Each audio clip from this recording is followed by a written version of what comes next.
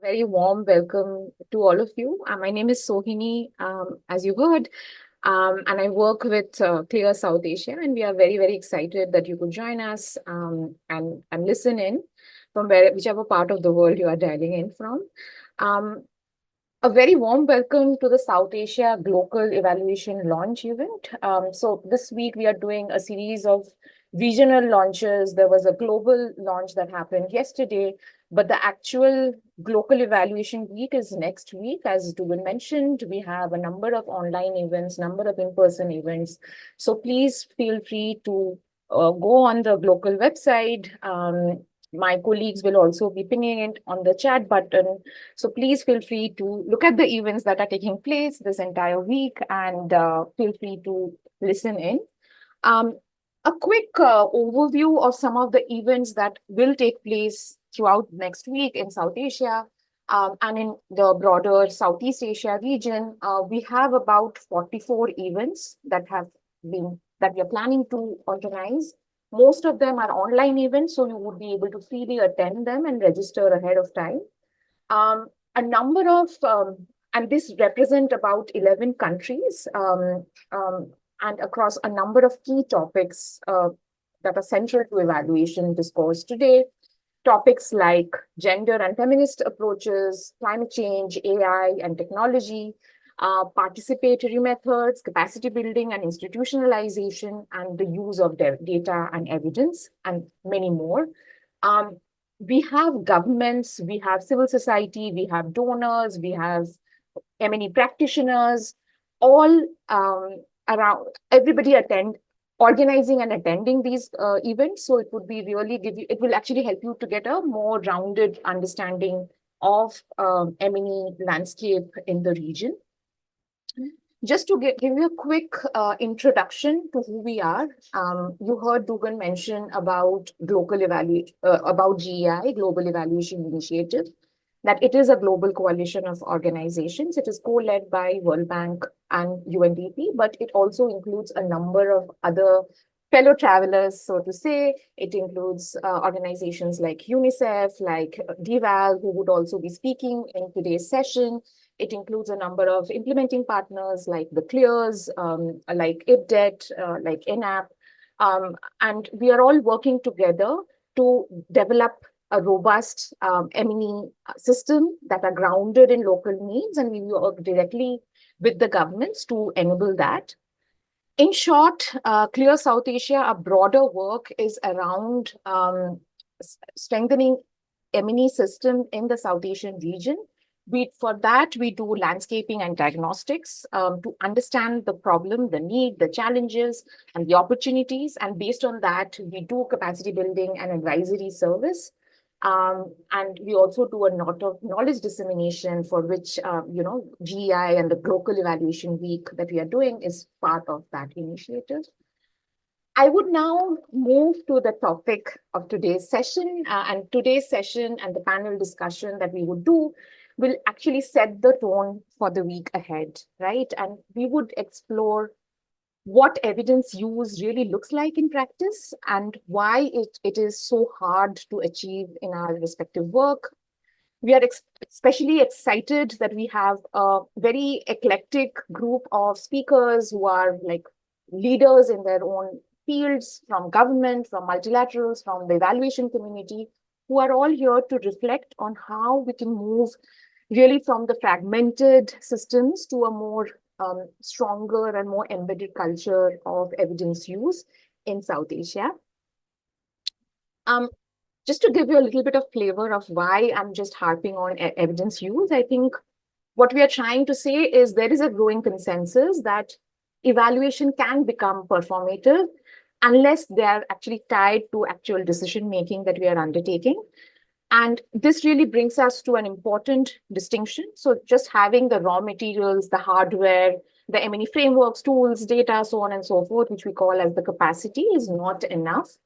What really matters is how they are used in practice when an actual decision is being taken place, and that's what we call as the capability.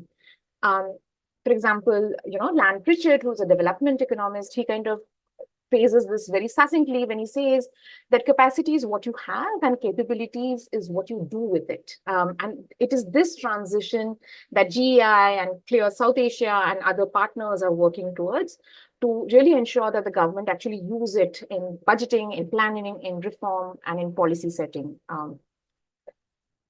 Now, why South Asia? I think South Asia has an interesting paradox. While many countries have made significant investments in M&E systems, they are seeing significant economic growth in certain countries.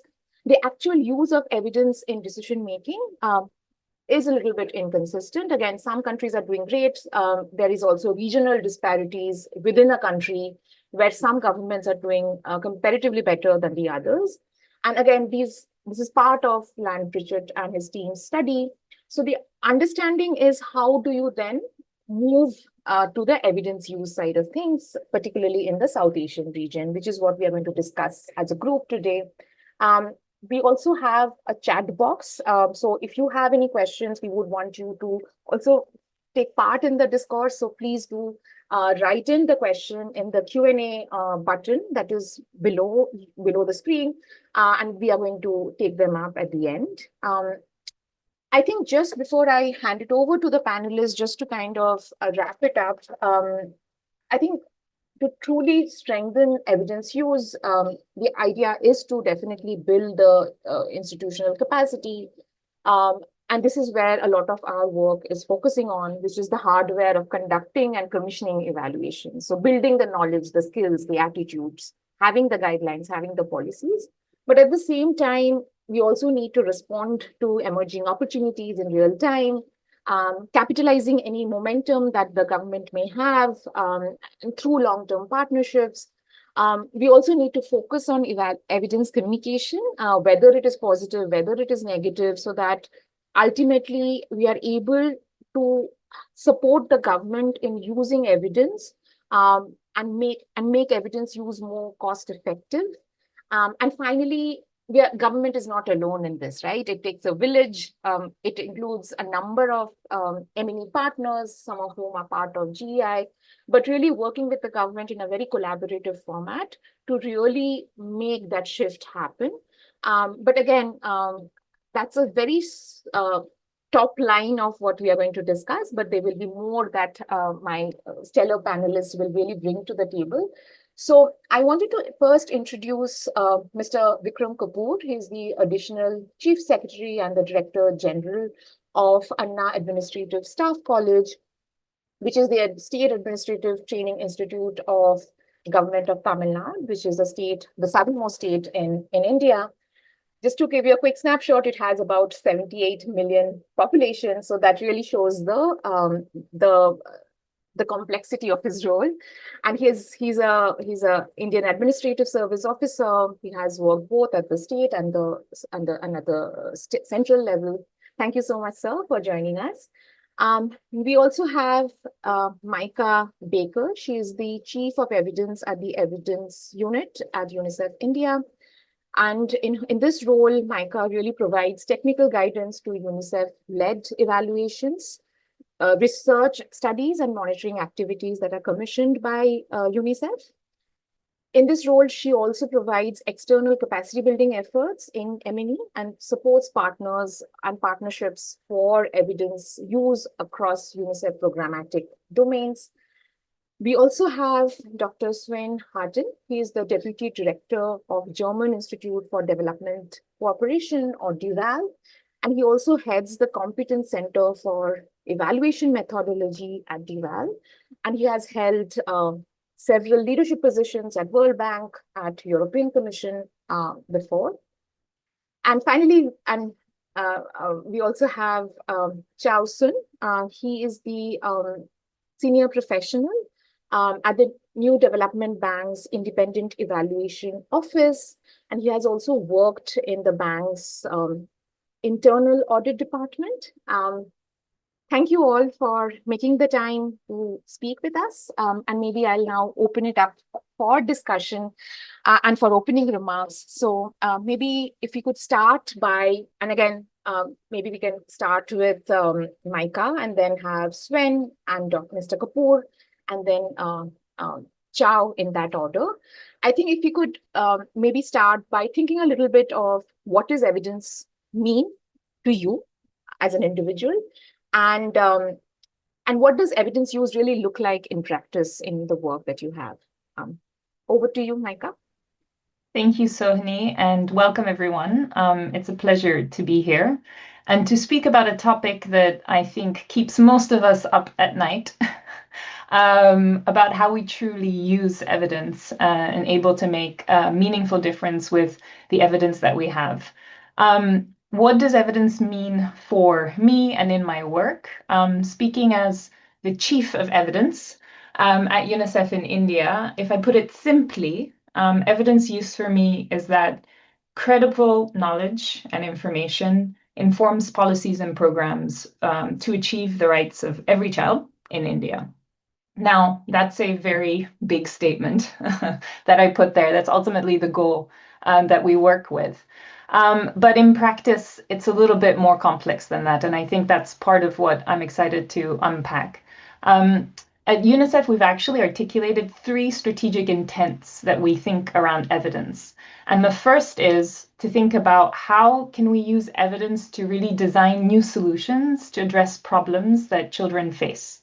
So it's about ideation, piloting, how do we make sure that solutions are tested and then we can bring them into scale. The second intent is really to think about how can we make sure that when programs and policies do go to scale, that we use evidence to make sure that we're learning and adapting as we go along. In the short term, but also especially in the long term, our goal has always been, now with the 2030 being closer, but longer term goals that we want to achieve. So how do we use evidence to really make sure we learn as we go? And then lastly, a strategic intent that we have as well is how can we use evidence to really strengthen the engagement and capacity of communities and rights holders themselves. So here we're thinking about communities, institutions, but also children and young people to really use evidence to achieve their own rights. So this is a very important sort of third strategic intent that we have. And then if we think about really how does evidence actually get used, and I want to unpack the nuance a little bit. We have direct use, which could be if we have an evaluation and findings come out of it and say, this is how you need to adapt a program and a policy. But we also have a lot of other forms of indirect use. And this is something that as UNICEF we've started to unpack. So you have things like conceptual use. Does this actually help us better understand the problem or the situation? Process use. Just by being part of the process, are we actually able to learn something about the value of evidence in the process?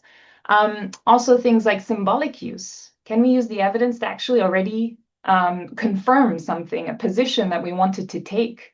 Relational use. How can we use evidence that actually sort of strengthens relationships and structures within organizations and between organizations? So there's a few sort of indirect uses that we're trying to unpack because for us, it's not always linear, nor is it always direct in which ways evidence actually used. And I think this is really when it comes down to thinking about decision making, like Sohini said. I'm also a social behavioral scientist, and we know that we don't always make the best decisions. Even if we have all the best knowledge, we will still make decisions that are not always in line with that best knowledge. So I think what we have learned as an organization and what I have learned is that we really need to ask what are the incentives and what are the opportunities of use. So why does a policymaker themselves at an individual level care about a certain piece of evidence and why now or why not now? Similarly, as an organization, why do we care that we actually use evidence and data? What is the incentive for the organization? And in my experience, decision makers actually have very clear, specific, and often legitimate questions that they want answers to. Often they want it very quickly.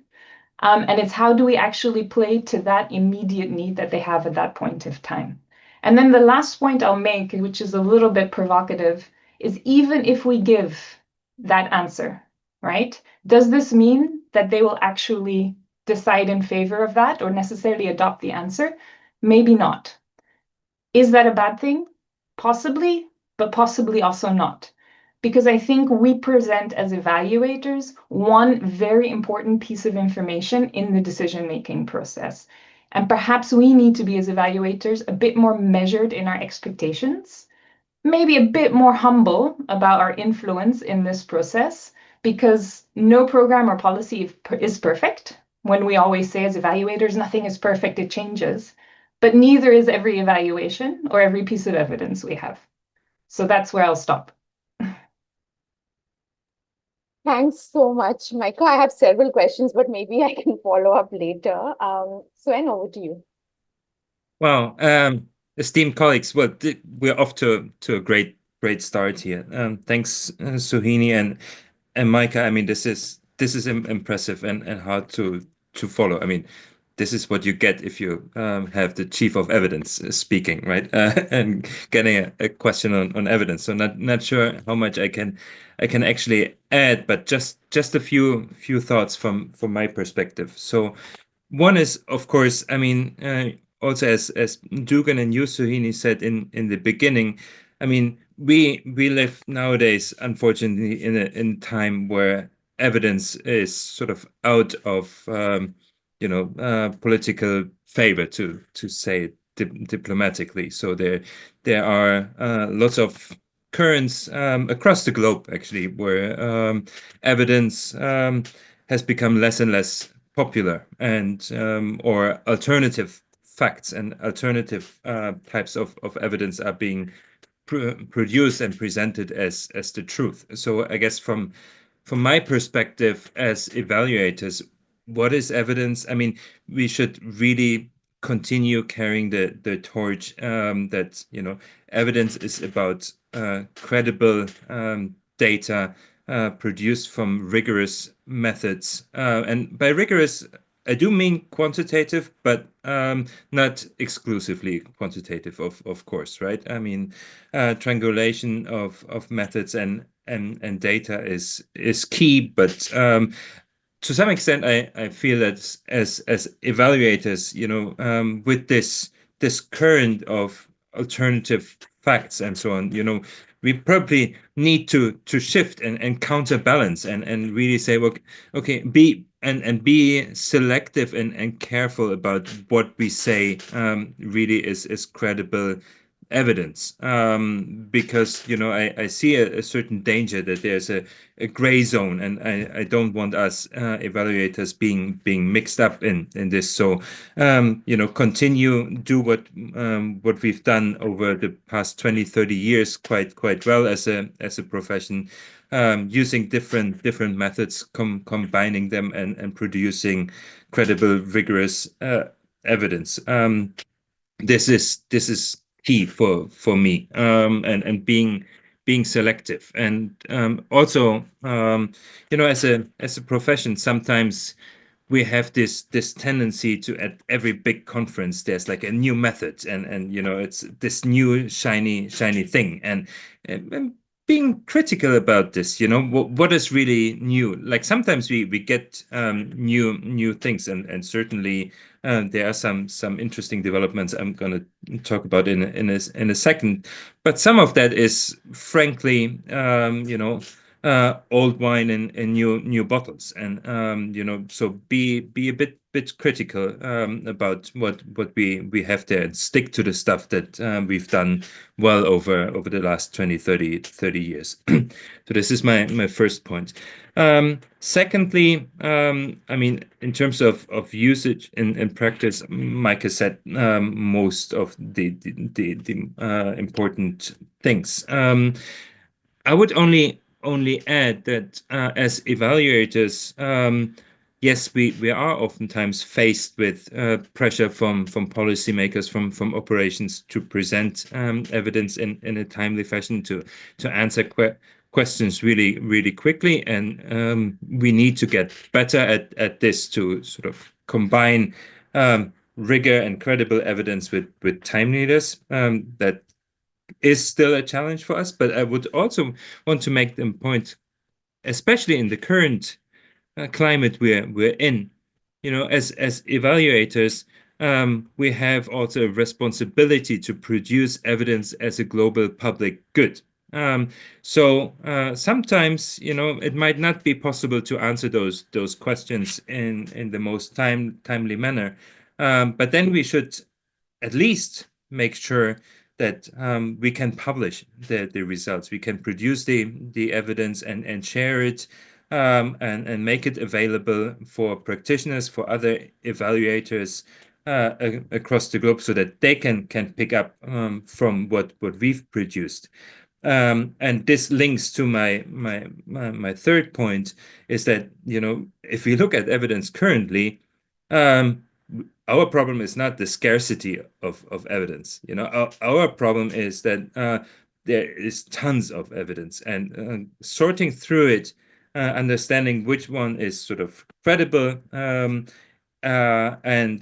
synthesize this evidence. I think this is an enormous task, and it's great to see that there is some new developments from evidence synthesis coalition, where also now attached, with some funding attached, where really a lot of thought and funding goes into synthesizing the evidence. Because if we get to those living evidence syntheses, then we can actually, as evaluators, we are in a position to use evidence produced by others and then shape it and make it available to our stakeholders in a timely fashion. So producing evidence as a global public good, supporting evidence synthesis, will then get us into a position where we can implement it. Last point, and then there, as Maike also said, then we can then use those windows of opportunities that sometimes open up with policymakers, and present them quickly with useful, credible evidence. And just a third point to finish, today, it's a great topic. I'm looking forward to it, but I would also want to make the point, picking up from what Maike ended with, is that, as evaluators, we need to be humble about our evaluations, and we need to get better at evaluating the impact of our recommendations. So, oftentimes we put out good recommendations that seem to be good at that specific moment in time for that specific policy. And then in the best case, we follow up with management responses, with other types of tools to understand where those recommendations being implemented. But even rarer, do we actually then evaluate or understand the policy impacts by our recommendations? And I think we need to get better at this, to really close that evidence cycle. Because only then we can learn from how evaluation recommendations were implemented, but we can learn even more which impacts those recommendations had on policies, and did those policies change the lives of people. And we need to get that to then start with better evaluations. And so closing that cycle is, I think, still an important topic for us. Thank you. Thanks, Wen. And I think the common thread that I'm picking up from both Micah and you is really evaluating us and the contribution that we have. So maybe that's something we should definitely pick up on later in the discussion today. Over to you, Mr. Kapoor, for your opening remarks. Good afternoon to everyone, and thank you for this opportunity. I come from a practitioner background with some amount of exposure to how policy making is done at the government level. I work for the state of Tamil Nadu, which is a state in South India. But the remarks I make are generally applicable to most of the states in the country, and perhaps to the entire South Asian region, because we share a common history, a fair amount of cultural similarities, especially in the governance structures that we have in South Asia. There's been of late, a lot of talk about how to build in evidence into policy making. In the state of Tamil Nadu, we've had some experience of the past decade in this regard. For me, essentially, in order to bring in evidence-based policy making into governance, there are two key factors that need to be looked at. One, evidence needs data, and two, it requires some bit of expertise or capacity to use this data to answer policy questions or to test certain hypotheses. As far as data is concerned, there is plenty, there's a large amount of data that is already available, as one of the speakers mentioned earlier. A lot of this data increasingly is in digital format, which makes it more amenable to use. But unfortunately, even this data is fairly dissipated within government systems. It's invariably in a very unstructured format, making its use extremely difficult. To just give an example, in India, a lot of states which are responsible for the health, the subject of health, um, they have huge amount of data being generated every day through its vast network of primary and secondary care institutions. Unfortunately, despite measures to digitize this data remains in silos and is not available, at scale in order to evaluate how these health systems are working and what kind of policies to be introduced. Another example in point would be the consumption data. Say, for example, consumption of energy.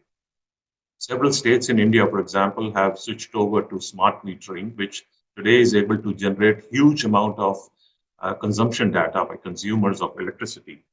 And this data has enormous uses. Unfortunately, whenever researchers or academic bodies try to access this kind of data, there are certain firewalls making it very difficult for them to access data. A large part of that stemming from privacy issues as well as commercial implications. Um, Coming to the second aspect of evidence-based policymaking, which is expertise in interpreting data. A lot of capacity building programs have been done.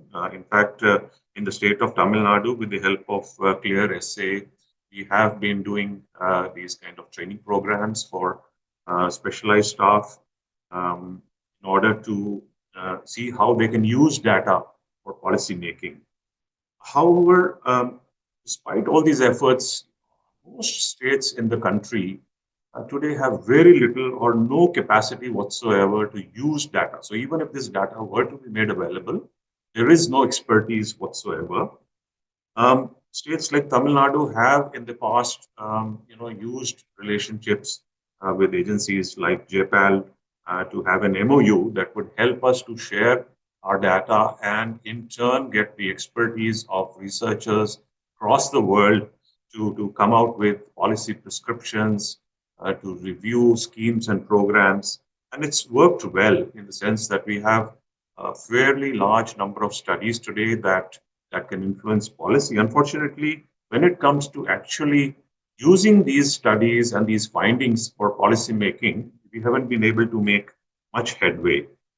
Um, Policy making in India, and I also believe most parts of South Asia, is largely based on political considerations.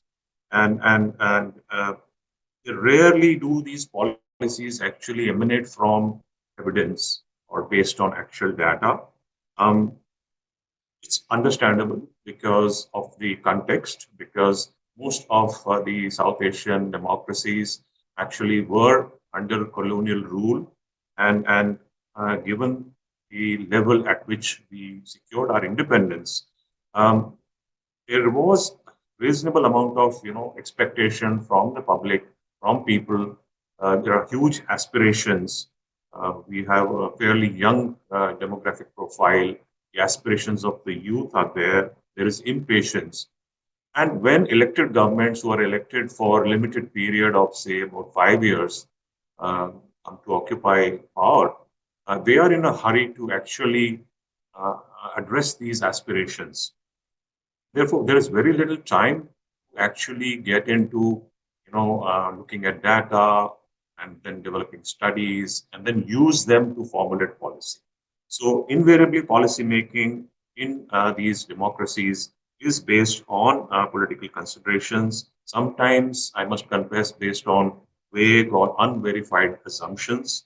For instance, I mean, if I can give an example, um, some states in India have been giving free power to farmers, free electricity to agriculture. Um, Maybe it was born out of a genuine need for farmers because agriculture as a sector has always struggled for growth. But having given free electricity, now it's the implications are being realized by a lot of states, especially in India, where they are feeling that it's impacting budgets, it's impacting the commercial viability of electric utilities. It's also affecting, things like extraction of groundwater, impacting yields. However, it's like something which a genie out of a bottle, where there's no way that you can roll it back, and it's politically suicidal for any government to roll back something. Now, evidence may say that free power to farmers is not a good idea, but there is no way that any political government can roll back this. Likewise, there has been this huge debate in the country about distribution of what are called freebies, things like giving laptops to students, bicycles to girls, appliances to families, and now a lot of states are giving direct cash transfers, especially to women. Now, the jury is still out as to the efficacy of these kind of benefits, but once having given it out, it's very difficult to roll them back. And if you were to ask the political governments, the representatives, to review these schemes based on evidence, it's extremely difficult, to justify any kind of closure of these schemes or modification.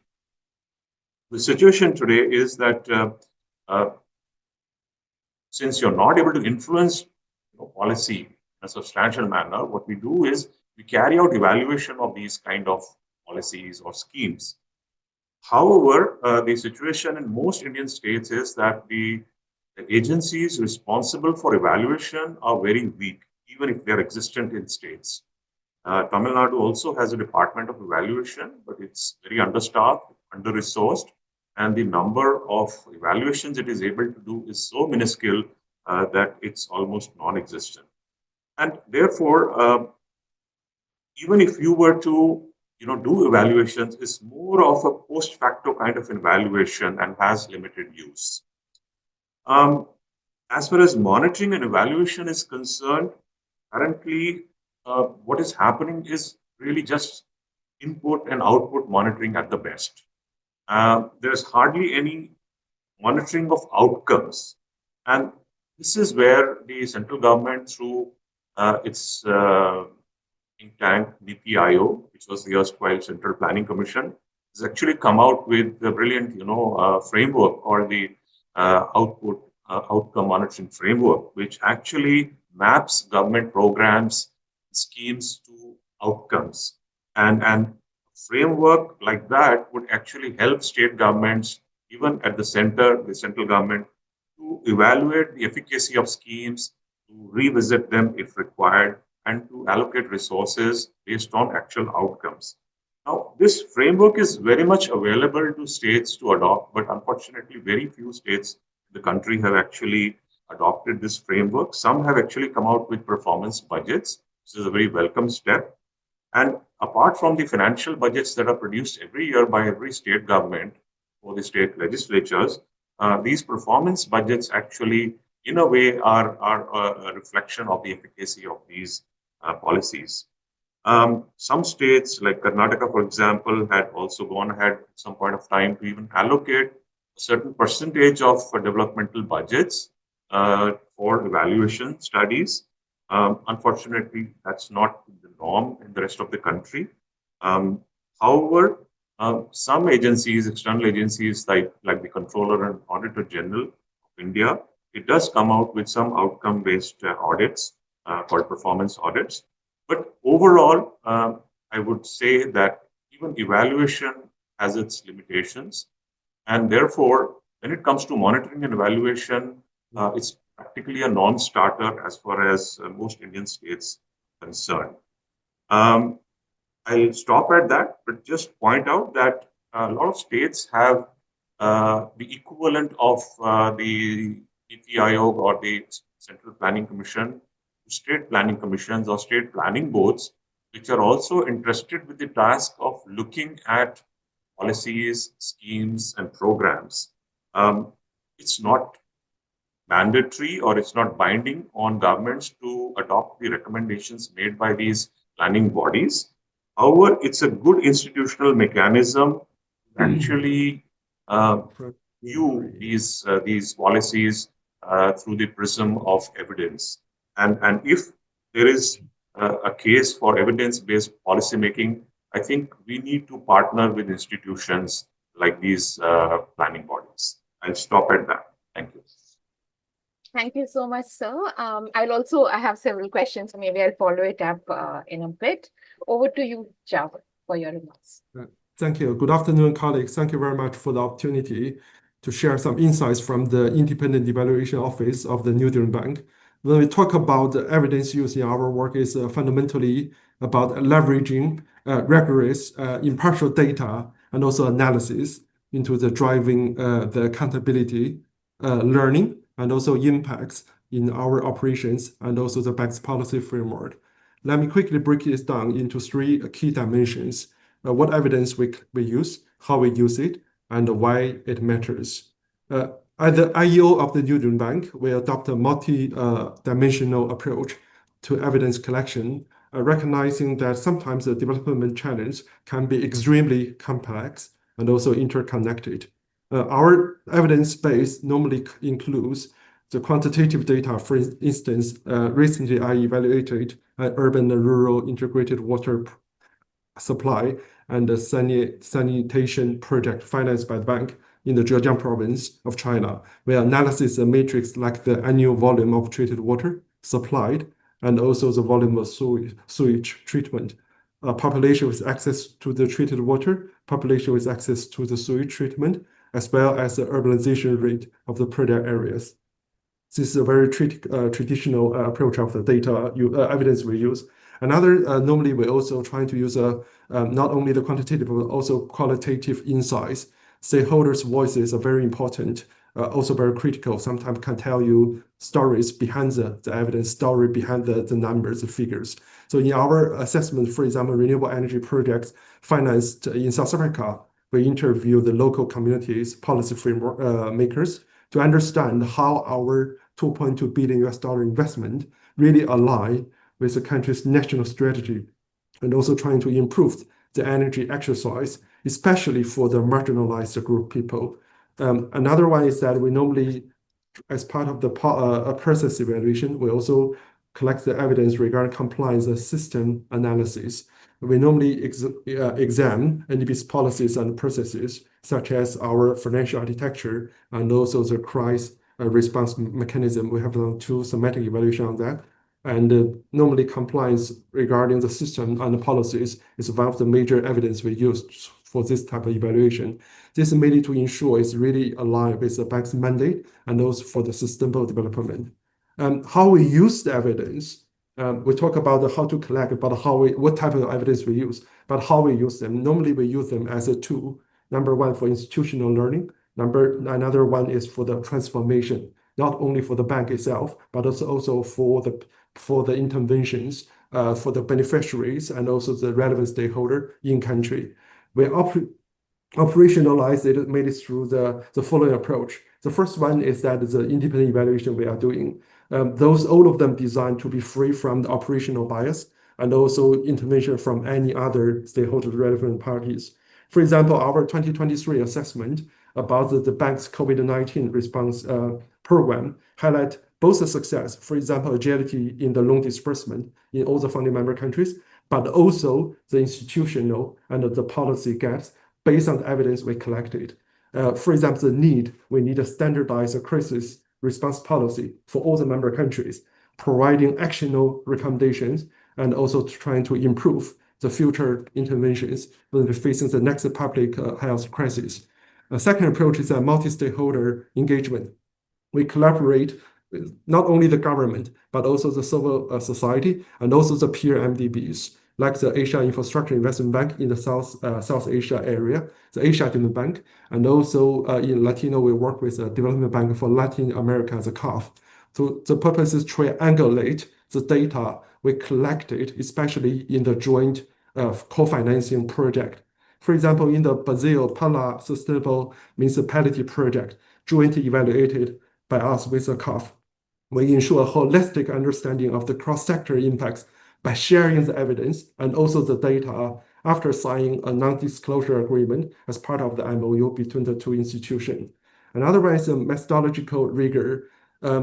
Last year, we published our first edition of the evaluation manual, which emphasized a systematic thinking and also theory-driven approach, which enable us to trace long-term outcomes beyond the direct project outputs upon the closure. For instance, when we're evaluating renewable energy initiatives in India, we assess not only the energy generation as an output, but also the environmental sustainability and also the private sector mobilization, and also crowd in the private sector capital, those effects. Lastly, why we think evidence use is really important, why it really matters. I think in our office and also in the bank, evidence is a cornerstone about accountability and also the credibility. So all the evaluation recommendations, findings must be based on very solid evidence. So first of all, we're trying to use evidence to further enhance our impact. This is a major objectives.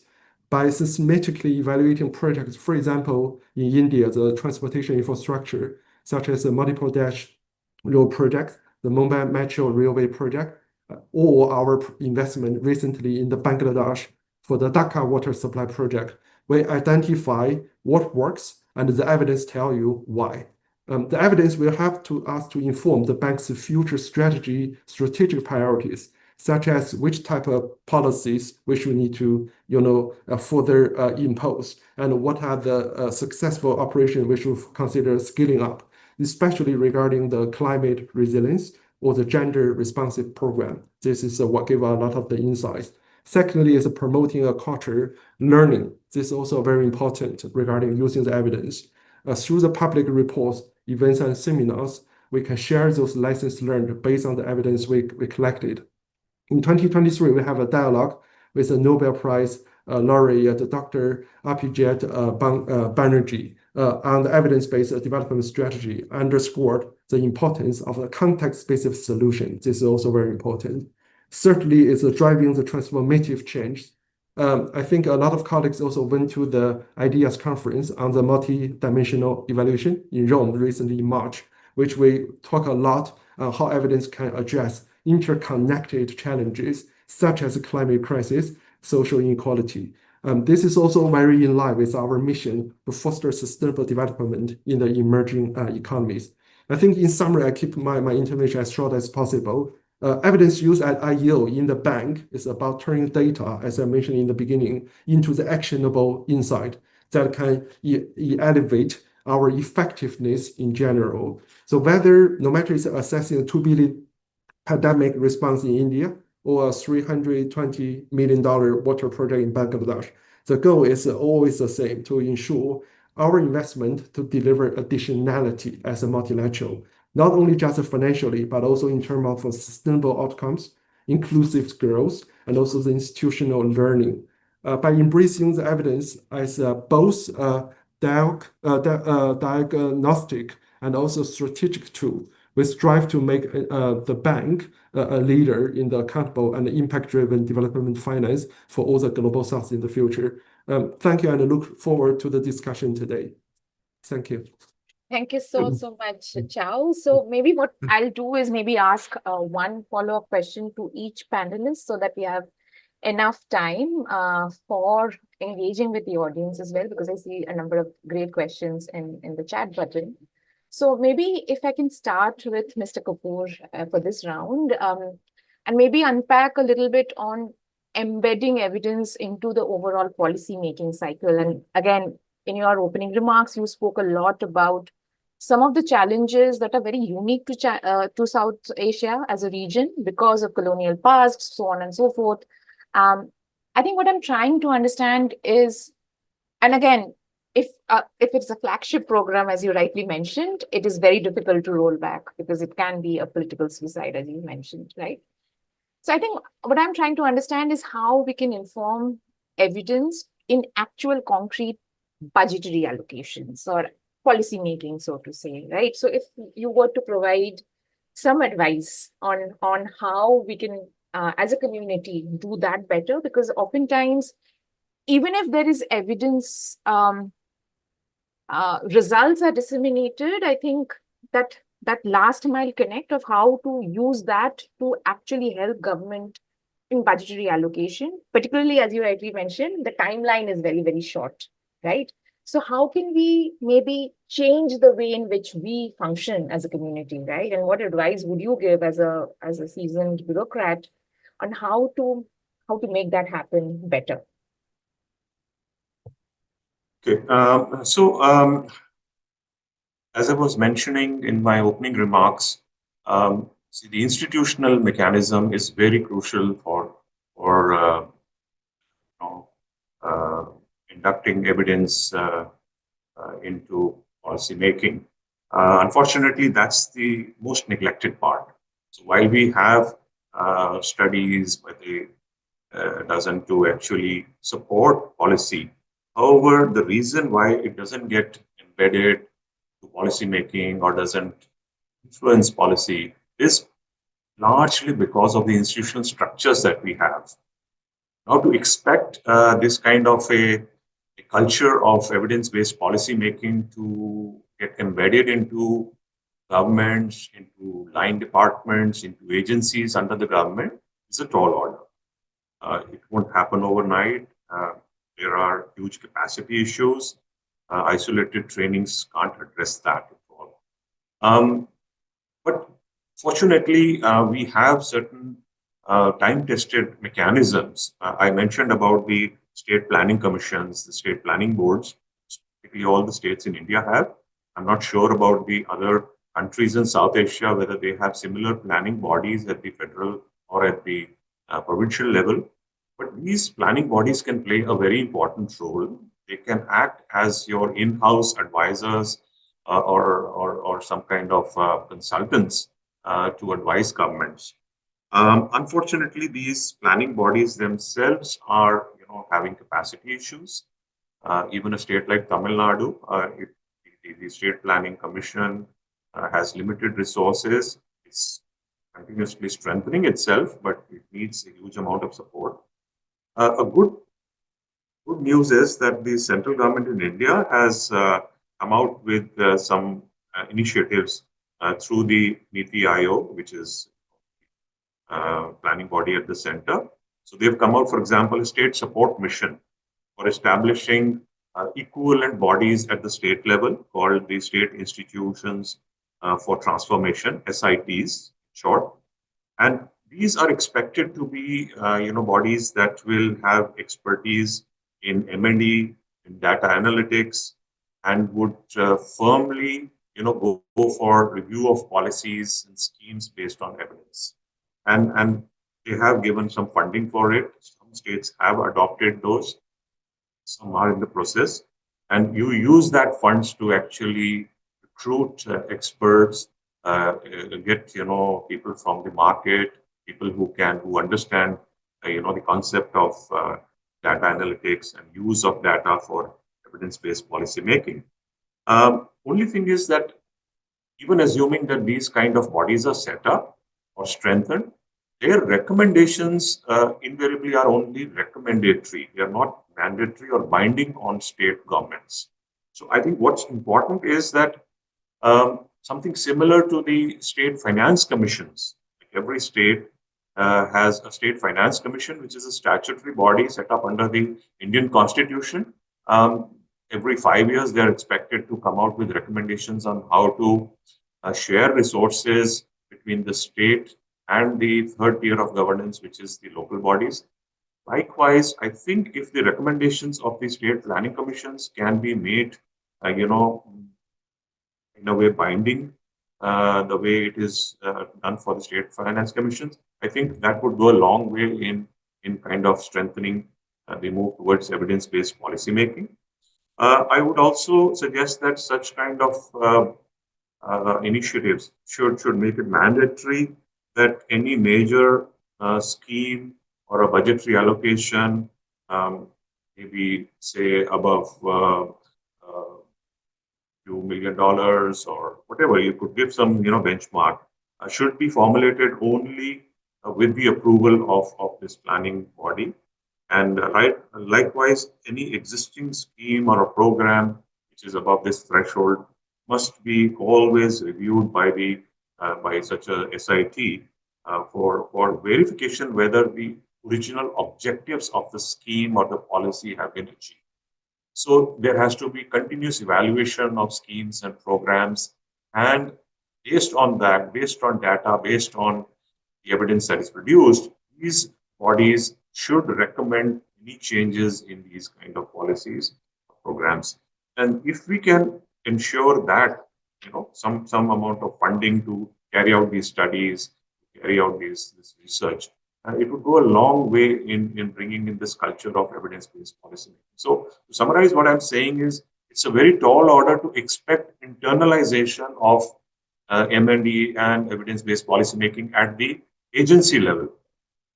However, an internal expert body like a state planning commission would actually play that role on behalf of agencies, on behalf of individual line departments to evaluate programs, to also bring in evidence-based policy making, so that this back and forth between the planning body and the line agencies would help in better formulation of policy. Thank you. Thank you, sir. Maybe if I have time, I'll come back to you a bit later. I think over to Micah. Micah, I think if we can try to unpack the skills side of things a little bit more. I think we have been talking a lot about the need to build the skill, because oftentimes, as we have been discussing today, it is a very technical expertise, and that technical expertise may not lie. And there is a strong need to build that through trainings, capacity building workshops, right? But I think one equally important aspect to this is the culture side of things. And oftentimes we are given a culture, right? It's not in our control, but we also need to make sure that the culture is enabling so that the evidence use does take place in the long run, because that's where a lot of our work maybe can fall through. So if you could talk, because in this unique role as the chief of evidence, how can we, as a community, whether in our respective roles, whether we are the government or the implementing organization or donor, whichever role, whichever hat we are wearing, right? How can we build that culture in South Asia, particularly? Because as Mr. Kapoor mentioned in his remarks, South Asia has a very unique history when it comes to evidence use. Over to you. Thank you, Sohini. And I told you that this was a very big question, so I'm going to not do justice to the answer. But I think my overall response is that it actually requires to change any culture in any organization. And here we're not even talking about a single organization. We're talking about multiple stakeholders in different organizations working together. I think it's basically a whole of the ecosystem approach that you need to take. And I think that's very hard to do from any one of our chairs where we are sitting. And so I think my first point here is to think about the skills piece, not only about the technical skills. And I think Mr. Kapoor already mentioned that. It's not just about how do we have people that can deliver the evaluations and have the evaluation management skills, but how can we also train or build capacities of people who have the evaluation leadership ability and the ability to understand and recognize why is it so important. Globally, UNICEF actually has done the executive leadership course in evaluation, which has actually invited senior officials across the world to really talk about what is your role as leaders. So not as evaluators, but as leaders in your domain when it comes to policies or programs for children. How do you actually use that? And some of that content we're also adapting in some of the countries that we have in the South Asia region. My colleague Daniel in Sri Lanka is leading a lot of big efforts with Sri Lanka government on this. How do you adapt some of that content into building those leadership skills? But I think, as Mr. Kapoor also said, there is institutional level capacity, and then what I would also call the enabling environment, right? So on the institutional side, it's also thinking about who are the different institutions that have to work together to make this decision. Mr. Kapoor talked about financial decisions. And actually, it's interesting, in a lot of countries, the link between this, let's say, the planning commissions or the planning departments and the finance department is not that strong. And actually, if you have a very strong link there, you actually already build incentives for decision making around budgets. And if you have mandatory requirements for evaluations, that becomes part of the process of how evaluations and evidence feeds into that decision making.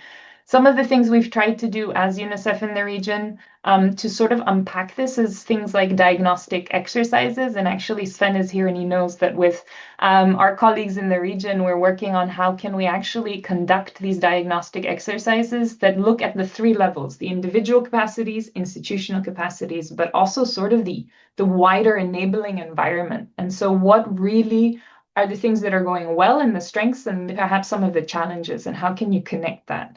And there's also another piece that I think when it comes to the ecosystem, that we work a lot with government, of course, and decision makers within government, because that's where in countries like South Asia, that's where you're going to achieve the most scale, frankly, right? Policies for children, programs for children, that's where we're going to try and see how we can achieve the best results for children at scale. But there's also a very important broader ecosystem approach about the communities, civil society, and the other elements, actually our areas of political power that we can engage with. There's work around the parliamentarians that I know that happens in the South Asia region, but also globally. But also South Asia, in my opinion, has some very important evaluation communities and networks. So the evaluation community of India, you also have the VOPE, you have very strong communities that really find an effort to come together, exchange knowledge, remain connected. And it actually comes back to, at the end of where I think in my learning, where it comes down to, is that I think there's an element of trust building in this that takes time. And to be able to connect everyone at every layer of the big ecosystem, as well as every institution, where I have seen it work really well and where I think progress has really been made is because that trust has been established between different partners saying we want to work together meaningfully to make sure that evidence is ultimately used to inform policymaking. It's interesting because at UNICEF, we do a lot of this already organically. I speak as an evaluator, but I have a whole group of program colleagues, health specialists, nutrition specialists, everyone that works with, the relevant departments that really work directly with those decision makers. And their main role really is to establish the trust and say, hey, if you have a question around what you need to do to solve a certain problem for children in India, or in South Asia, you can come to us and we will tell you what evidence exists, what our recommendations are, and we will work together over time to help you make those decisions. And I think that is where we've seen, it's not always easy because we know that, senior officials will change, they get posted elsewhere. Sometimes you get someone in the place that is not that excited about, the agenda that we have, or even evidence and data, or doesn't know that much about it. But I think the approach, if we try to do that as systematically as we can with the people that we interact with, I've seen it have a ripple effect. And actually, it's something really interesting that Sven also said, that what I've also seen is that we may have an evaluation now that we think, oh, this is really important, oh, yes, you need to make this decision. And someone says, no, I'm not interested. I don't care about this. And then you get someone 3 years later who says, hey, I have a question. I want to solve this problem. And we say, hey, did you know? We did an evaluation. And by the way, since then, some new evidence has come up in some other areas. Is this the answer you're looking for? And it's interesting because actually it can change over time. And then we see these ripple effects where the people that feel like they've gotten that trust and that support move into different positions, and then gradually sort of learning by doing, get that sense of this actually helps me. I don't have to be afraid of evidence, of data. I can actually use this to make sure that I can somehow do my job, because that's what it comes down to. I'm going to stop there. I hope I tried to answer things broadly, not too long to leave some time absolutely. for But questions. Micah, I'm going to sneak in a follow-up question just Sure. because I think what you said really resonated a lot with me. I think you spoke about building leadership skills, right? I think, and because you are a behavioral economist, I think any behavior change takes time, right? Yeah. Particularly something like leadership skill, right? Yeah. But I think currently we are also, so again, trainings. Sometimes most of our trainings are just one-time touch point. Is that enough for a behavior change to happen within the government, right? Or is it like we are expecting a very tall order? That's not going to happen, right? But we are also working in a funding crisis, right? It's not like donor funds are unlimited. We can keep on doing trainings for for days and nights. That's not also not possible, and neither does the government have that kind of time, right? So how would you maybe guide us in thinking through this dichotomy, so to say? Oh gosh, good question. I think for me, it is about really the demand, right? And that's also a question where, when we have limited resources, the question is, where do we start? And rather than, in my experience, imposing things on others, it's really where, and we talked about it before, Sohini, we have champions. And I know we talk about it and we say, oh, it's difficult to identify them, to cultivate them. But I do think there is enough, especially I speak for India, but I also probably think the region. I think there are enough people that demand it. I also think there is not a lack of resources necessarily in the ecosystem, right? So I think there are people that are willing to give trainings that are not that costly. I think there's even within the training institutes, Mr. Kapoor will know this, but even at the national level, there are training institutes that can offer these trainings. It's not expensive, right? It's about how do we connect all of that. So it's not so much about a UNICEF delivering training or a Clear South Asia delivering training. It's about what are our respective strengths. And I think this is your hint towards the next question, which is how do we leverage our respective strengths and say, you're very good at training and leadership. We're very good at making sure that the right people can be invited into the room. The others are very good at making sure that the civil society has platforms so that it can be discussed. How do we connect all of those pieces together? For me, is the critical. It's the most difficult element because we're talking about coordination and convergence in a country like India of billions of people, so many different states, different contexts. A federal system, it means a lot of things happen also at the state level. So I don't think it's an easy puzzle, but for me, it's really about knowing who everyone is in the ecosystem and how we can say, hey, my strength is this, your strength is this, let's work together and make sure then we can deliver these sorts of trainings. Don't know if that answers your question, but It does. that would It be does. my...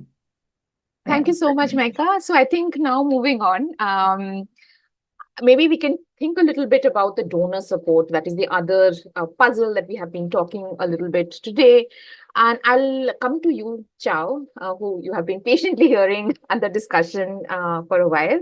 I think my question more broadly here is, and here I'm moving away from, say, a country like India, right? I think I'm thinking about other countries in South Asia more broadly. Countries which are very much dependent on donor support. How can we really ensure, as as multilaterals, as bilateral, or even donor community who's really supporting country-led evaluations, how can we ensure that government still retains the thought leadership in this journey? And our role as the broader evaluation community is more as providing them with the support where needed, but we still have government playing that leadership role. So how can we make that happen? If you have some guidance based on your work at NDB. Yeah, over to you. Thank you. It's a very good question. And I think maybe the New Zealand Bank is in the perfect position to answer this question. Because actually in NDB, in the IEO, we believe that supporting long-term government-led evaluation system, we talk about system, and fulfilling the institutional accountability are not competing priorities. They are the mutually reinforcing pillars of an effective development cooperation. I think an interesting fact, when I see the question, I'm almost sending you an email that in NDB, we do not use the concept of donor anymore. And NDB, we never treat ourselves as a donor to the developing countries where we finance operations.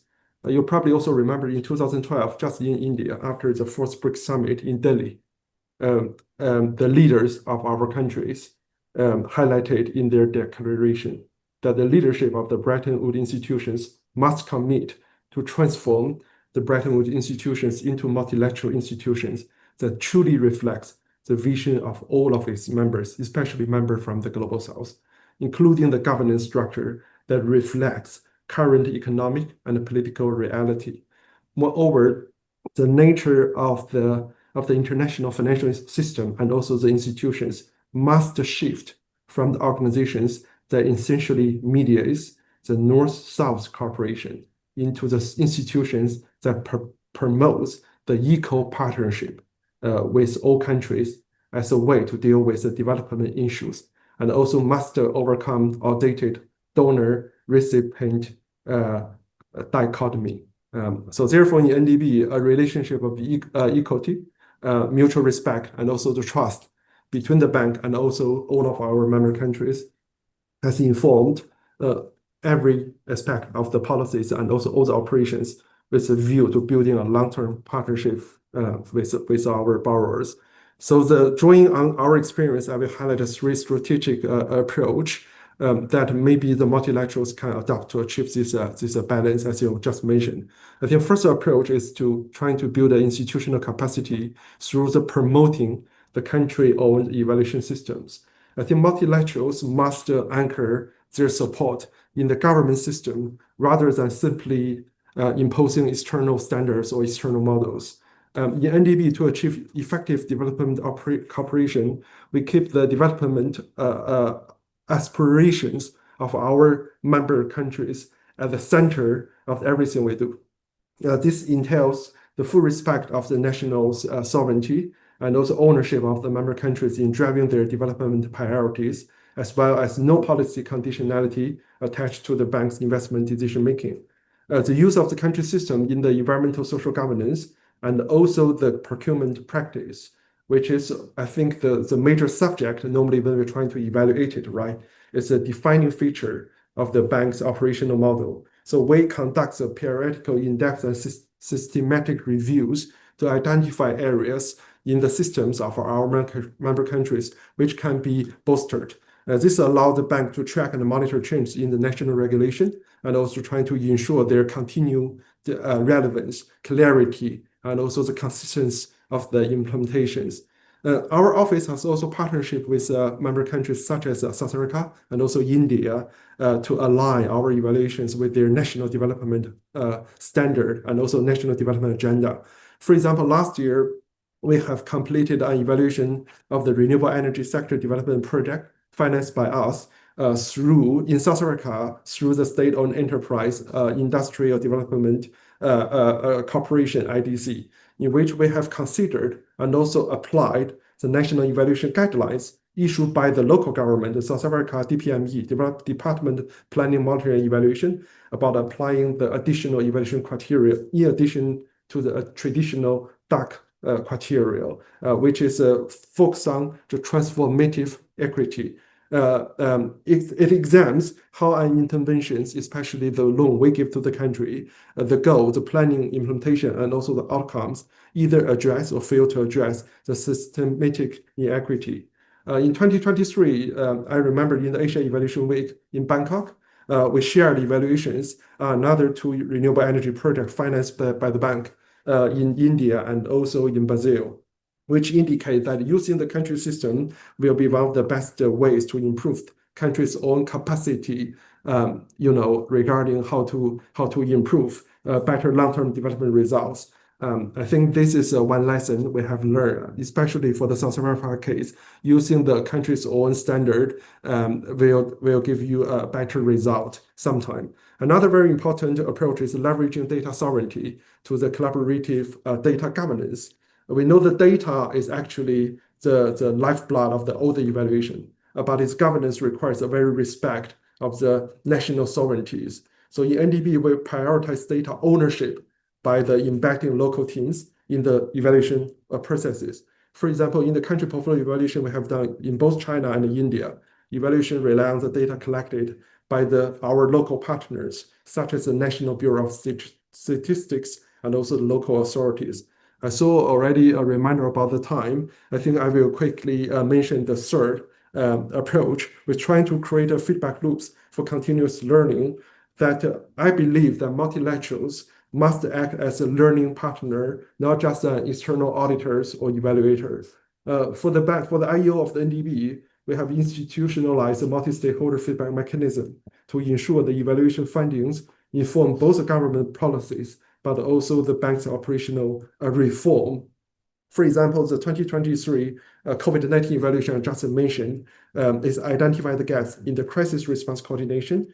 These insights were shared with other development partners as well, and also the local stakeholders to refine their joint crisis recovery framework. Also suggested NDB to establish a more standard crisis response policy in the future. I think I will stop here, and I look forward to your other perspective. Thank you.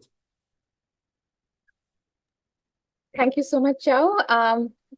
Maybe I'll come back to you because I see some questions that are directed to you in the chat button as well. So maybe if we can wrap up this round with the last question, and then we will take up the audience Q&A. Sven, you have a methods role, and that's the part of the brain that I want to pick up now. So in your opening remarks, you told us two things. One is we need to be humble, and the second is evaluating our work. So the question that I have for you is how can we, as an evaluation community, humbly try to measure evidence use? And evidence use, I think the trick here in South Asia is a lot of the policy making and the way the policy making has taken place within the governance system may not be publicly available, right? So that's an added challenge in which we are working in as a region, because sometimes the decisions are taken in closed doors, and that is true across the world, I'm sure, right? So how can we kind of think about attribution, contribution, because sometimes it is not just us, there are others in the ecosystem who are working with the government as well. How can we measure that more systematically and more efficiently? Over to you.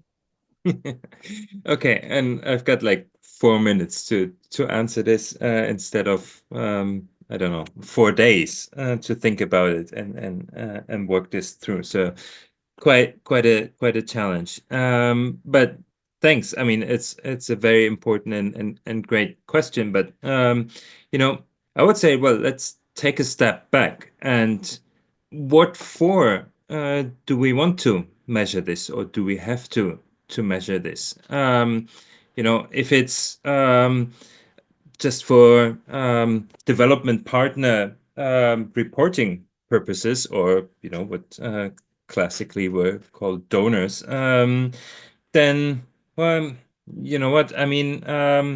Perhaps you don't need to have such an elaborative system, and there what comes in really important is what Chao mentioned is using country systems, aligning your reporting requirements to indicators and data that are already there. But I mean, this is, I would say, sort of the boring aspect of this exercise, and I wouldn't dwell too much on this. Obviously, it's this reporting is important for stakeholders in multilateral organizations, for the governance and taxpayers of development partners providing the funding. So we have to make sure that that we're reporting something useful and insightful for them. But for me, the really important question is, you know, what for are we doing this? And you know, we should be doing this to work together in partnership with this entire ecosystem to further you know, use evidence for policy change and to ultimately improve the life of citizens in our partner countries. And in that sense, you know, thanks, Michael, for pointing this out. One of the most useful tools I would say that has been developed over the last couple of years is the INSE. I put a reference in the chat, which is a multi-stakeholder initiative by World Food Program, UNICEF, UN Women were engaged,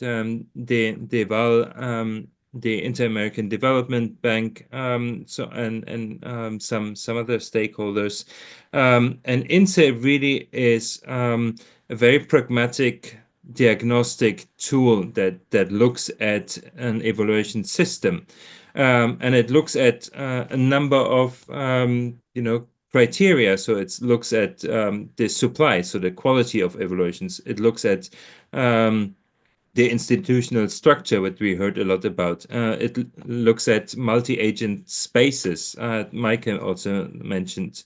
And it looks at the use of evaluations. And I would completely agree with what Mike has said. You know, it's about building this ecosystem that is key. You know, just talking about use of evidence to improve policy changes, that's just one small aspect. And if we want to improve the use of evidence, we at DEVAL with our ECD work, we have a systemic approach where we look at the entire system. Including all the different actors, but also the enabling environment that Mike has sketched out really well. And so in that sense, you know, you need to look at all aspects of that ecosystem and report on that. And for that, I think the INSE is quite a useful, pragmatic tool. Of course, there's also the MESA tool developed by the World Bank, which is a much more in-depth assessment that looks also at monitoring. So INSE could be sort of a first step to start this discussions and to move forward an agenda on policy change. And then if you really want to go into the nitty-gritty, you can use, for instance, the MESA tool. But just as you also asked about, you know, indicators, I mean, in the INSE tools, you'll see a number of sort of the classic ones that you would expect. You know, the number of evaluations that are publicly available, also some indicators around press usage, but then very importantly also, you know, the impact of evaluation results on the technical level, on the intermediate level, on higher levels, also the linkages to SDGs.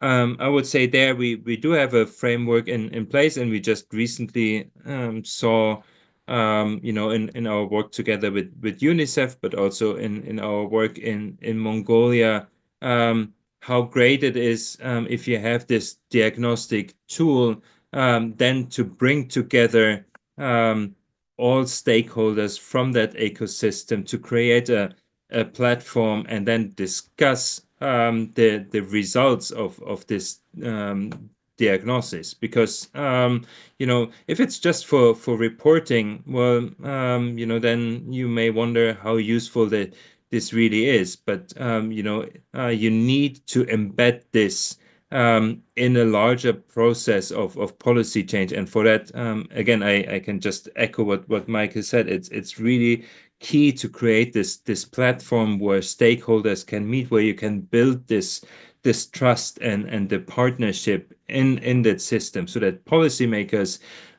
they get a sense, okay, who are the suppliers of evaluations, and that they can sort of build connections, build trust, and use their work. And then I would just finish off by, I think we still have a huge task as evaluators in terms of measuring the impact of our evaluations in terms of policy changes. And I really hope that with all the international initiatives on evidence, also the work, for instance, with 3IE, Campbell collaboration, the UN synthesis work, that we can come to a point where we have a good enough database for a macro quantitative study, where we can see, okay, in a certain policy environment, what actually happens to policy changes if you have a number of years where a ministry conducts evaluations and implements those changes. So I think we're not quite there yet in terms of the database, but I'm hopeful that we get to that point to do those macro quantitative studies. And lastly, I think in terms of individual evaluations and their impact, looking at process tracing, really to understand the mechanisms of policy change is a very important tool as well. Thank you. Thank you so much, Sven. We have about, say, maybe 5 minutes or so remaining. And thank you to the audience for raising some very, very pertinent questions in the chat box. I'll maybe try to pick up 2 questions which I found super interesting. So maybe we have like literally 1 minute to answer each question. I think the first question is to Mr. Kapoor, and I think the question was really, really great. I think it's about, you talked about some of the challenges that the bureaucracy works in, right? When it comes to evidence use. The question is about how can young professionals who are entering the service new, how can they help seasoned bureaucrats like you in this tall task? And what role can they play in ensuring that? Yeah, your top level guidance, if you could share. Yeah. What I would like to say is that, unfortunately, the established systems in government, don't allow for such kind of inputs or these kind of partnerships. I'm sure there are a large number of youth who are full of ideas, creativity, and would like to contribute their ideas and work. But there are some avenues. Just to give an example, some of the states, including Tamil Nadu, where I work, have recently started internship programs. Okay, there is one CM fellowship program that we run, under which we invite the youth to kind of compete against each other and to come in as interns for a 2-year program, and then get embedded within government in certain departments and contribute to policy making and implementation, monitoring, evaluation, and so on. And it's fairly like a new concept. We are into the 2nd or 3rd cohort now, and as we keep building on the learnings, I think there is a good opportunity to expand this program. I believe there are other states as well as at the central level that similar kind of fellowship programs are there. So I would seriously suggest those who are interested to look out for these kind of opportunities. Our State Planning Commission also, kind of from time to time gets interns. We also have project associates who work for them, and that's another exciting area to work on. I also suggest that that there are other ways by which people can contribute, to academic institutions, through training institutions. And there are various ways by which youth can come in and learn about governance, learn about policy making, and contribute to it. Stop at that. Thank you so much, sir. So maybe we have the last 2 minutes, so maybe I'll take that to wrap it up. Firstly, thank you all to all the wonderful panelists for your time, for really sharing your valuable insights. I hope this was a very useful session. I'm sure it is for all the participants who joined this session. Thank you for your time. A quick reminder that the actual Glocal Evaluation Week is next week. So this week is just a series of launch events. So please do check out the other launch events that are happening today and tomorrow. It is all there on the Glocal Evaluation Week webpage. But most importantly, next week has close to 400 online events, right? And it is all free and publicly available. So please feel free to register, tune in, exchange ideas, and I hope this conversation continues at least not just for next week, but for years to come. And we can really work together in building the M&E ecosystem in our region. Thank you all so much, and thank you to Dugan and his wonderful colleagues at GEI who made this possible. I wanted to ask that one last question, that very provocative question between knowledge versus evidence that Dugan asked, but I saw that was already answered by Micah on the chat. So for those of you who wanted an answer, please see the chat box for the response. But thank you all so much, and thank you for your time. Thank you, everyone. Have a good Glocal week. Bye-bye. Thank you. Thank you very much. Bye-bye.